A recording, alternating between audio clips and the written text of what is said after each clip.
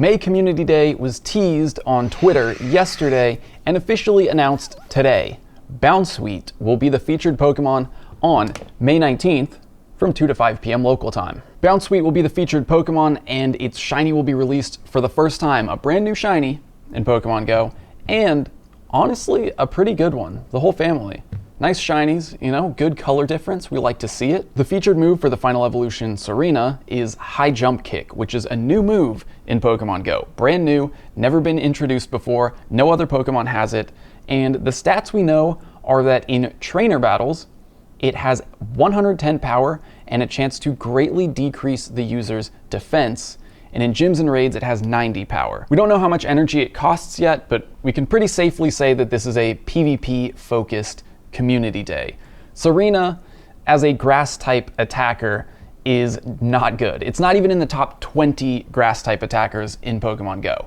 And the new move is a fighting-type move. It doesn't make it better as a grass-type attacker. So this is a PvP-only move, at least on Serena. In the future, if other fighting-type Pokemon get High Jump Kick, they could be better for raids, but Serena, again, this is strictly PvP. In PvP, it has 110 power, which is strong, and a chance to greatly decrease the user's defense, kind of mimicking the fact that in the main series games, when you use High Jump Kick, if the attack misses, you go on to crash. You basically jump over your opponent, crash, and damage yourself. So similar, the best we can replicate that with what we have in Pokemon Go, which I like. I think it's interesting. I like that it gives you some sort of interesting mechanics to play around other than just, here's some damage, and that's it. Now, will it actually matter when it comes to PvP? Hard to say without knowing the full stats of the move.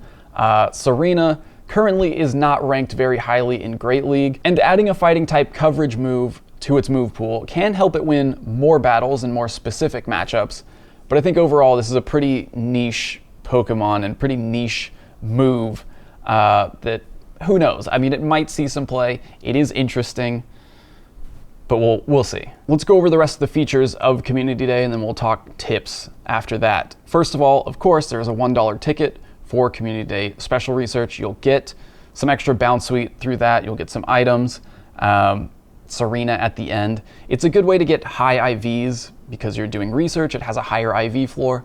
But again, Serena is not a good offensive attacker when it comes to raids, when it comes to gyms.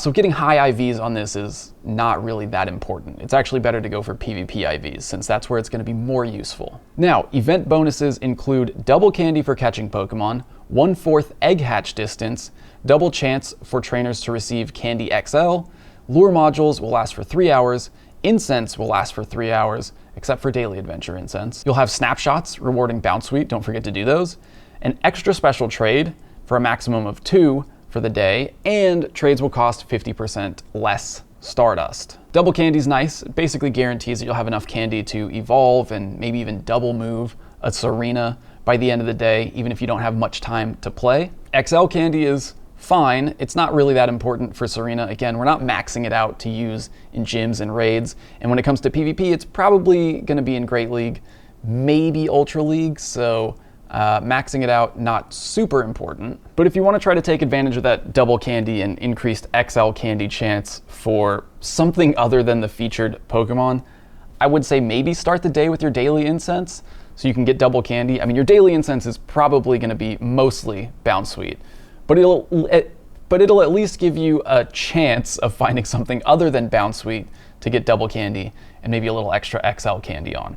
But I mean, throw that on for 15 minutes and then 1 incense will last the rest of the 3 hours for you. And since we are looking for PvP IVs more than anything, it is better to try to catch Bounsweet without a weather boost, meaning not sunny weather. Obviously, I know you can't control the weather, but just keep that in mind. If it's sunny where you're at, you're probably gonna have a harder time finding PvP IVs. If it's not sunny, take advantage, because you might find better PvP IVs. As is now standard after Community Day, from 5 to 10 p.m. local time, we'll have Steenie, the middle evolution, in 4-star raids. When you do the raids in person, they're in-person only raids. When you beat the raid for 30 minutes around the gym, you're gonna have more Bounsweet spawns, and they'll have the regular 1 in 20-ish Community Day shiny rate. So if you got off work late, you can get a group together, do some raids, and still get some decent shiny checks, high odds shiny checks in. Obviously, not that important for this Pokemon, not very meta relevant, but you know, if your group's together, you want to do some extra raids, get some extra shiny checks in, feel free. During Community Day, there will be field research that awards Great Balls, Stardust, and additional encounters with Bounsweet. So try to hold off on completing field research before Community Day starts if you want to take advantage of that. And of course, Pokestop showcases for Bounsweet will be available throughout the day, so if you catch a big one, throw it in a showcase. Not much more to say about that. So that's Bounsweet Community Day. Overall, it's an interesting one. It's a fun new shiny, a pretty new shiny, and potentially an interesting Pokemon for PvP. If you missed any of my recent videos, check them out right here. Let me know what you think of Bounsweet Community Day. Are you looking forward to it? And I'll see you in the next one. Bye.